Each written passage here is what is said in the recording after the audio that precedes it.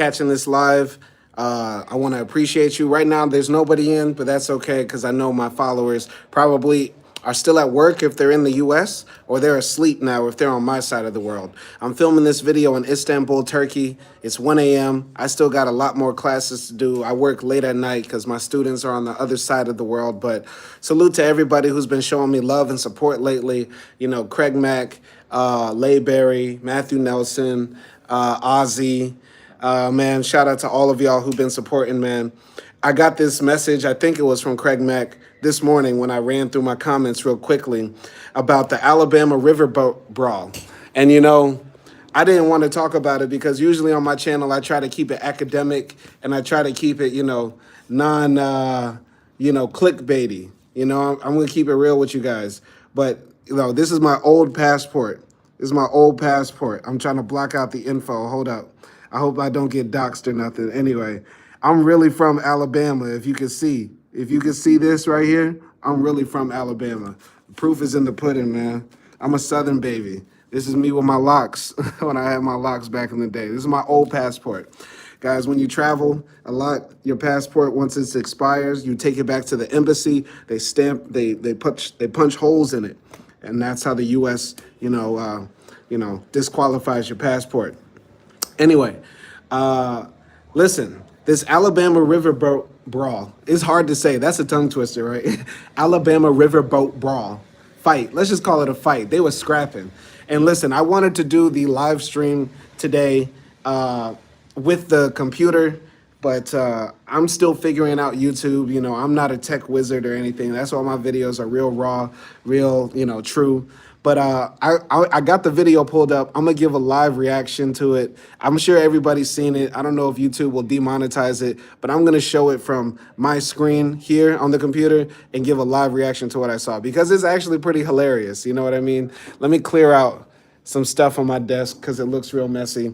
I hope some people pop in, but even if y'all don't, y'all gonna support your boy later, and hopefully you find this commentary interesting because it's actually deep to talk about it if we really want to be real about this fight that happened. So we'll talk about it after I give this live reaction. Let's flip the screen. All right, as y'all can see. All right. Ooh. So it looks like, did the black guy throw off his hat like he was in a action movie? Like he threw off his hat like he was a character pulling in on Street Fighter, like the intro music. Okay, all the white guys jumping on him. Everybody's pounding on him. Background, the black guy in the white shirt who's getting jumped on right now by all the white people is actually the security guard. He was doing his job, telling the white guys not to do something they weren't supposed to do, and then they started beating on him, possibly because they dropped that N-bomb on him. White folks can't help it.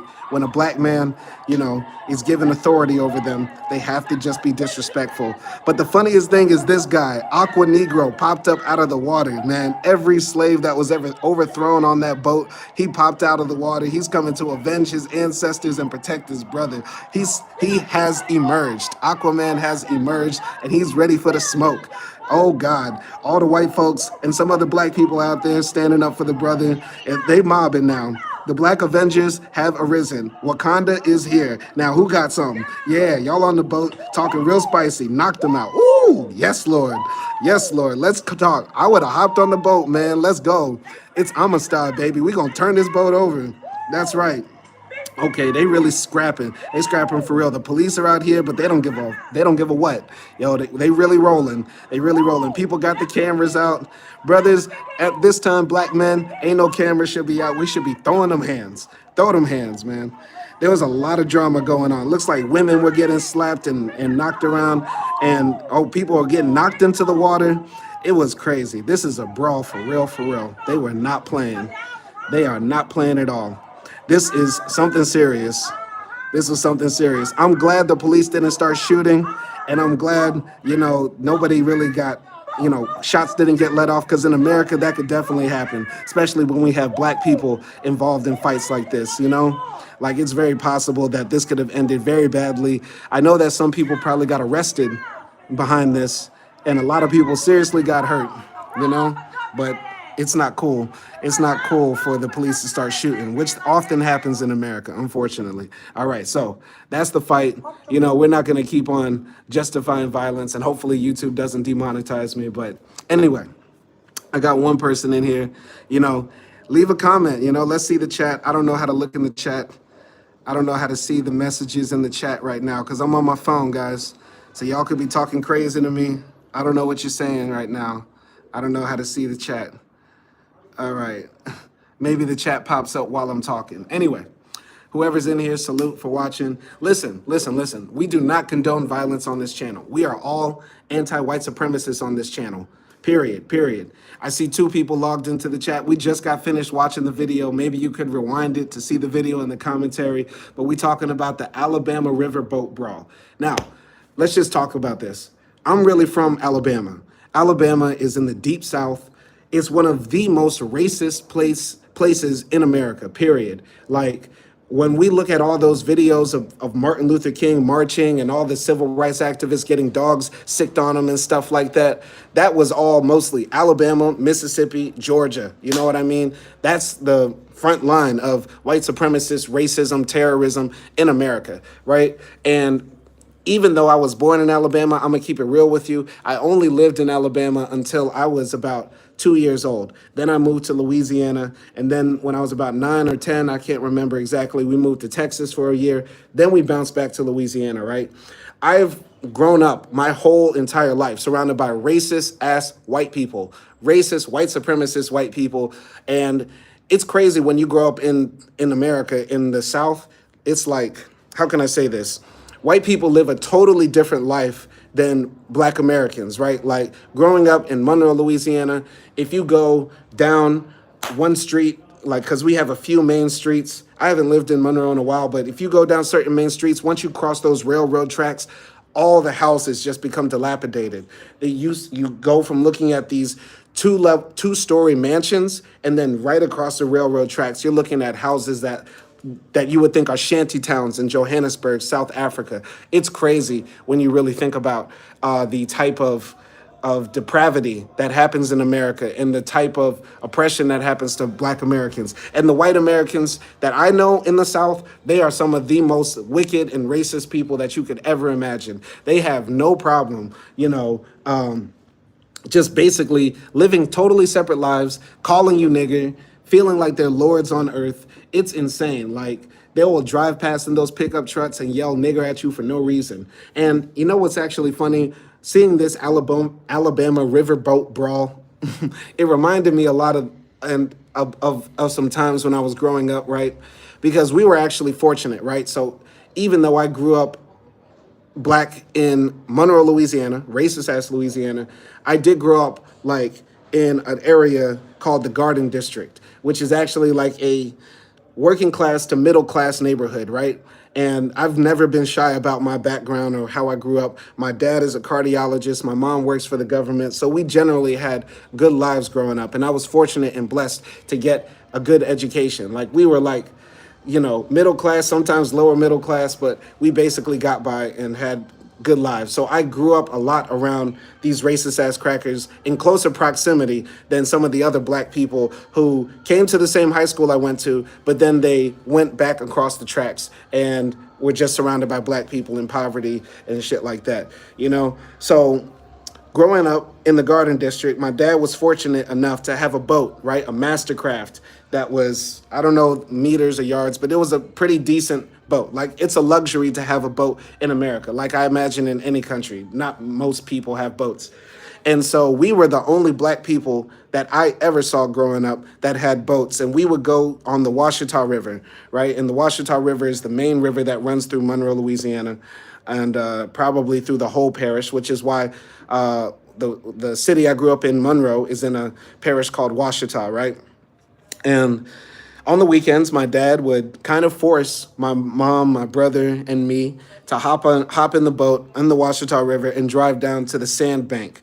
And the sandbank is where all the other people who had boats in Monroe, Louisiana would, park their boats after going up and down the river all day and park their boats there at the sandbank, which is like this little beach in the middle of the river. and then they would drink, barbecue, swim, have fun, and that sort of thing. Listen, that was some of the whitest shit I've ever gone through in my life, bro. In my life. It's crazy. We would pop up there on our boats. We would pop up there on our boat, like this black family, my dad, my brother, me, my mom, and it would be like, imagine like you're living in 1960 and you walk into a bar that's all white people. And then a black family walks in, the music stops, everybody turns around and looks, and it's just super uncomfortable. It was some of the most uncomfortable shit I've ever gone through. And basically, man, those white people let it be known, like, what are you doing here? Like, you're not welcome. Like, they made you feel uncomfortable being in that situation. And I would say it's probably the same thing in Alabama. You know, white people in the deep south find ways to seclude themselves away from us, to have like their own space, which is what they did with like the public schools, right? When schools got integrated in the 60s, right? A lot of the what's up, Matthew Nelson, shout out to him. I'm just gonna finish this thought, then get to the comments. So a lot of the schools, like in the 1960s, right, when the US government forced integration in schools, a lot of the white parents, under the guise of Christianity, said that it's against our religion to, intermingle and have integration in schools. We don't want that. So a lot of them took their kids out of schools and put them in private schools, right? And moved out of the communities where the public schools were, taking the money with them and that sort of thing, which caused the public schools to become, less educational, less services were provided, worse teachers were put in, and all the resources went to the private schools and that sort of thing, right? White people in the South, where I grew up, Alabama, Louisiana, Texas, and that sort of thing, they always separated themselves.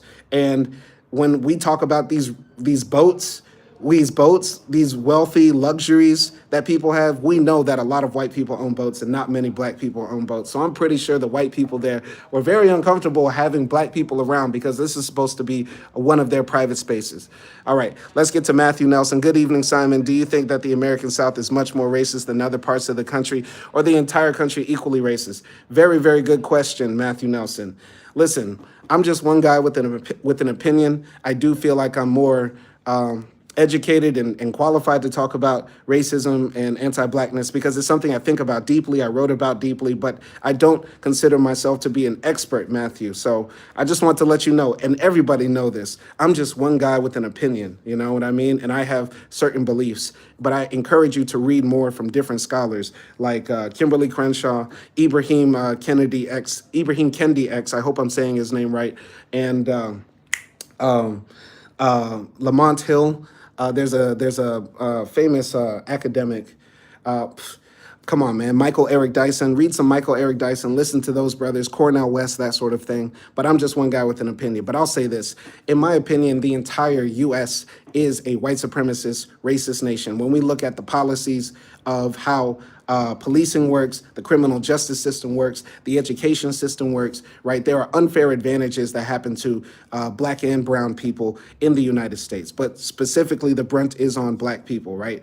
As last time I checked, California's incarceration rate is mostly of black and brown men, black men, Hispanic men, and that sort of thing.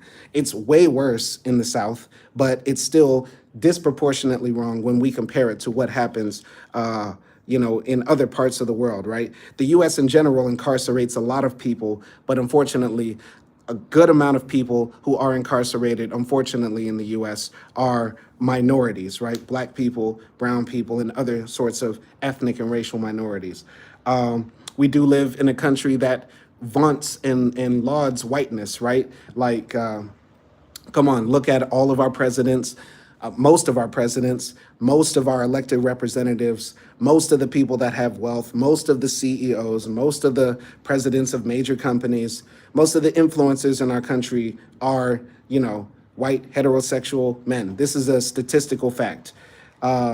This will change over time, but it does take the awareness of people to anti-black racism and discrimination and white supremacist violence and that sort of thing, right? So I appreciate that, Matthew Nelson, for always showing out with good questions. Good questions. I want everybody to know I don't hate white people. I have no problems with white people. I can't be racist. My wife is white. But about this Alabama Riverboat brawl, I just have to say, there's a lot of people right now talking about this on social media, black people and white people, right?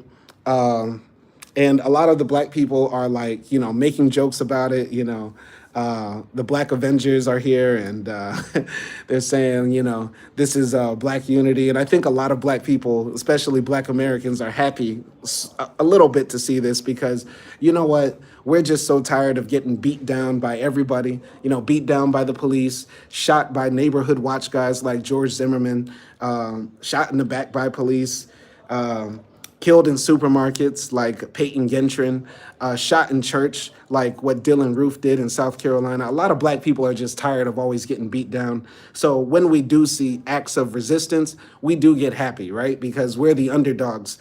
We're the underdogs of the underclass in America and in the world, right? But that does not make violence right. And I think a lot of people might take this the wrong way when they see black people cheering this on social media. They might say, oh, black people are just so violent. They're so unruly. They just see violence and they just get so happy. No, it's not that. I think everybody can agree we shouldn't be fighting and brawling no matter what. But if we did watch the video of the fight, the white guys swung on security first and then everybody else just jumped in, right? Not that you should jump in a fight, but come on now. Come on now. These guys started it. So if you start it, you got to finish it, man. Now, yeah, that's really what I got to say about this riverboat fight. I just want to say one last thing. Okay, so I've been thinking about doing a video about this, but I don't know how to do it, and I probably will still do it, but I'm going to talk about this very quickly. There's a lot of talk right now about foundational black Americans and the idea that we as black Americans are the original people of the country, as in we've been there from the very beginning and we're going to be there until like the end. Like we helped build the democracy, literally built the nation on our backs and that sort of thing. And this movement is gaining steam. There's some people that come in my comments leaving FBA power signs and all that sort of stuff. I just got to say this. There are a lot of things that I agree with the FBA movement, the Foundational Black American Movement, the idea that we are the backbone of America, democracy, and America's economy, and that we're also the most loyal Americans, and that we didn't run when we faced hardship and that sort of thing. There's a lot of things that I agree with the Foundational Black American Movement. The one thing that I do disagree with, though, with this movement, shout out to Back to Africa 2020. Shout out to you. Shout out for coming in. I'm going to try to go live more and do more shout outs, but let me just finish this thought real quick, right? When it comes to this FBA movement, the idea of foundational black Americans, I just got to say this, right? There's a lot of people in the FBA movement that hate on Africans, right? Or black people from other parts of the diaspora, Jamaicans, Bahamians, Brazilians, or black people from the continent, right? And I can understand where the FBA movement is coming from with their disdain for those people, because a lot of the times when Jamaicans, Bahamians, Brazilians, other black people from other parts of the world come to America, they adopt the idea of white supremacy and they hate on black Americans, right? And listen, I'll just jump ahead to this point. My mother is from Belize. My mother is from a small Central American country called Belize, right? To a lot of black FBA people, I'm a tether now. I'm a tether, guys. I came out the closet. I'm a tether. Yes. Big pro-black Simon is a tether. No. Listen. My mother is from Belize, right? And growing up, my mother's from Belize, my dad is from Alabama, right? And growing up, my mother did exhibit a lot of anti-blackness in her speech, right? She would say in patois, fucking niggas and shit like that. And my mom was almost like a racist white woman growing up, a little bit. I'm not going to put that all on her, because a lot of the beliefs I have and the anti-white supremacist viewpoints I have, a lot of it comes from my mom because she is just hardcore like anti-white supremacy. But you know what? She was an immigrant to the United States, a black American woman who immigrated in like the early 80s and eventually became a citizen and that sort of thing. So my mom did have some disdain for black Americans, even though her husband and my father was a black American, right? And so I can understand because I know for a fact in New York, in Florida, in Texas, in all over the country, wherever there are black immigrants, there is anti-black rhetoric coming out of their mouths. If not the children's mouths, the parents' mouths or the grandparents and that sort of thing. And that has to do with white supremacy infecting the minds of everybody that comes to America, right?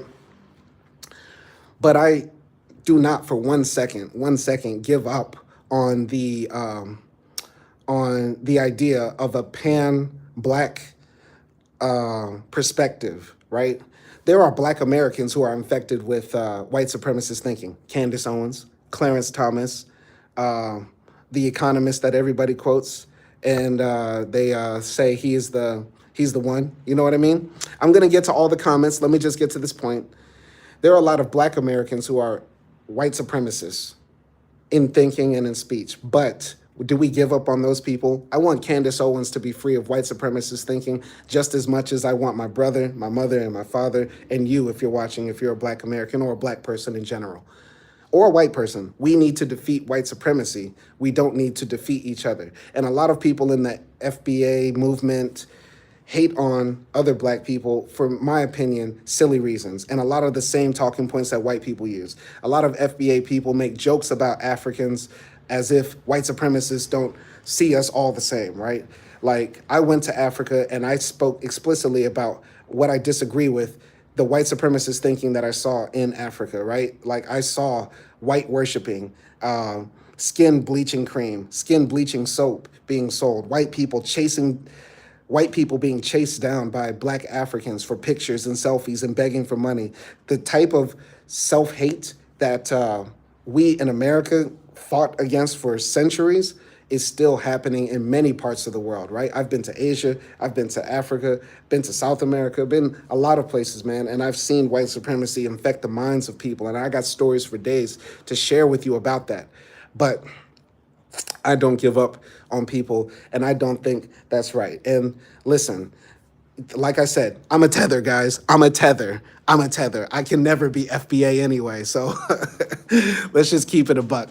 My fight will always be against white supremacy. I don't give a fuck how many black people come for me for anything. I got enough smoke for the white supremacists for days, and I'll always shoot the sheriff, not the deputy.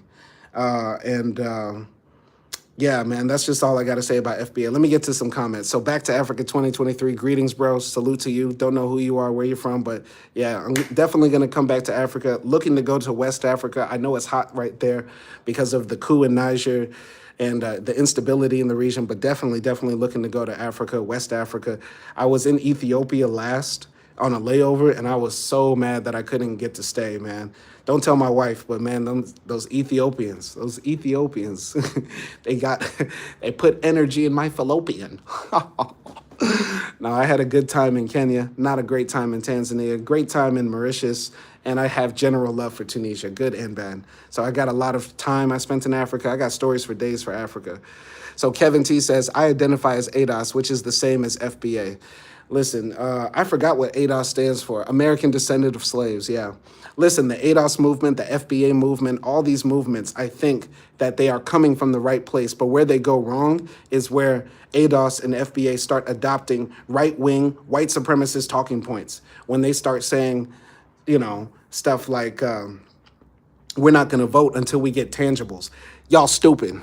Y'all stupid, man. Y'all stupid. Anybody who's saying they're not going to vote when we have actual white supremacists on the ballot, we have actual white supremacists on the ballot, Trump and other people, Marjorie Taylor Greene, Ron DeSantis. We have actual people who could literally turn the country back to like 1945. And you guys are saying, we're not going to vote till we get tangibles. Listen, I'm not a Democrat. I'm not a Democrat, and I'm not a Democratic shill. But I will never suck a white supremacist, conservative cock. Never, never. We ain't never doing that. We ain't never sitting down with Tucker Carlson. I ain't got nothing to agree with Bill O'Reilly. I have nothing in common with Nick Fuentes. So my enemies will always be the white supremacists and people who support white supremacy. So that's all I have to say. ADOS and FBA are coming from the right place. We do need reparations. We do need to create a better world where white supremacists do not have so much power. But we will never adopt the talking points of people who literally hate us. We're not going to start hating on gay people or trans people or women and all that other stuff. Because a lot of that stuff, I hear a lot of right-wing shit coming out of the ADOS and FBA camp. Listen, we will always have gay black people, we'll always have trans black people, and listen, unfortunately, we'll always have conservative black people. But if we are really, really fighting for the end of white supremacy, we're fighting for the liberation of all people, period. And that starts with shooting our shots at the racists, at the devils who are keeping us in chains, poor and enslaved, period. All right, that's all I got to say, Kevin T. One of your #1 subscribers and follower, love your vibes. Back to Africa 2023, man. If any of y'all got questions, listen, I'm still working. You know, I just do YouTube on the side. I got another English class coming up in about 30 minutes, so I just want to chill before this class. But if any of y'all got questions, I'll be here for maybe, let's say, 5 more minutes. 5 more minutes if anybody want to holler at me. If anybody got anything to say. I'm chilling here in Istanbul late at night. Matthew Nelson says, where do you intend to travel next? So I'm actually, Matthew Nelson, I hope you're not a CIA agent. Listen, because I love America. I just hate white supremacy. See, Matthew, if you're a CIA agent or FBI, listen, I have no plans to do any harm to anybody. I just use my words and my voice and I travel and document. But I'm actually, spoiler alert, guys, for the next episodes of Black Abroad, I'll be in Hungary. Yes, I am going to Budapest, Hungary. I already got my flight booked. I got the hotel booked, and inshallah, I'll be in Budapest, Hungary at the end of this month. And I'll be, just basically living there in Budapest because my wife, alhamdulillah, my wife got accepted into a psychology master's program in Budapest. So we're going to be staying there for about 2 years. But we look forward to still traveling around Eastern Europe, traveling in the Balkans, traveling anywhere that we can go. And I'll continue to release my comments, my videos, travels, everything like that. I hope I'm providing inspiration for people. I hope I'm providing good information for people. But Budapest, Hungary is next on the list. And good question. If anybody wants to meet up in Budapest, hit me up. I'm not a scary guy. I'm a nice guy, guys. I don't hurt, I don't bite, and I don't fight like the Alabama brawlers. Nobody's going to hurt anybody. We can have a civil debate. We can have a civil conversation. I'll hang out here for, let's say, 3 more minutes, then we're going to go. Any other questions? Any other questions? I hope this live stream was entertaining. I want everybody to know, like, I'm not a narcissist. Like, I don't do videos or go live to boost my self-esteem or anything. I just like to share my opinion because there's a lot of misinformation out there. So where in South America have you been? I went to Guyana. Guyana is a small country in northern South America, right next to Venezuela, and then right next to it is Suriname. I went there back in 2017, something like that. I don't know. But I was there for about a week, and it was a great time. It was a great time. I almost died on the Essequibo River, which is a river that leads into the Amazon. It was one of the scariest experiences I ever had. I went to go to this place called Bartica, which is deep in the Amazon. I didn't get a chance to go to Colombia or Brazil or any of the major countries. I thought if I went to Guyana, because they speak English, I thought I would understand. But then I popped up in Guyana, and everybody said, "Wan guan yon yon yon yon." It was their Creole. They speak English Creole in Guyana, and it's very hard to understand. But it was an amazing experience. I really look forward to going more in South America, traveling more, documenting, that sort of thing. All right, 1.5 minutes, and then we're out of here. 1.5 minutes. Anybody else? Anybody else? Once again, thank you for everybody who, just finds this content interesting. I don't do YouTube for money. I don't do it for clout. Do I think Latin America handles race issues better than the US? That's a very deep topic, and I'm not an expert on that once again. But I will say this, and I do feel like I have some background because, once again, my mother is from Central America, so she held some anti black racist views. And I traveled to Belize a few times when I was young. And I also lived in Miami, which is basically Latin America in a nutshell, right? I would say that in Latin America, they do a lot of denying and hiding of the black experience. So, a lot of Latin Americans love to say, we don't have racism in our country because everybody's mixed, right? Or everybody has like a black grandfather in the closet or grandmother, in their lineage or something like that. But I'll say this. I think in Latin America, there is a lot of anti-black racism, but they just think it's funny. And black people there are so disenfranchised in Latin America that they don't have any real voice to fight back against it. And when they do fight back against it, there's just a horde, a swath of Latin people saying, we're not like the English world. We're not racist like that. We just call you a black because you're a black. Like, un negro. You are un negro. Cocolo. All these other slurs that they use in Latin America against black people. And just like my experience in Albania, they like to say in Latin America, it's not offensive. We don't mean it in an offensive way. We don't mean to insult you when we call you negro, right? And that sort of thing. Negro. Like, Latin America is very strange in that sense. And, I was actually thinking about moving to and living in Latin America with my wife. But I don't know if I could live with people calling me a black. The biggest thing about about racism is this. Listen. Am I black or am I a man? If I see a white man, the first thought is not for me to say he is a white man. I'm saying that is a man, that is a person. But unfortunately, in a lot of parts in the world, because of white supremacist ideology and thinking, they see a person like me and think black man rather than a man. You get what I'm saying? That's the biggest problem. And that's what happens in Latin America. But hey, I'm just a guy. Shout out to Ozzy. Ozzy says, dang, I'm late. What's up, Simon, in chat? Listen, Ozzy, you might have missed me. If you have a question, I'll answer it real quick, but I really do got to go. I got work to get to and classes. But shout out to everybody who came in. Thank you for watching this video. Please, no violence. Please, no violence against white supremacists.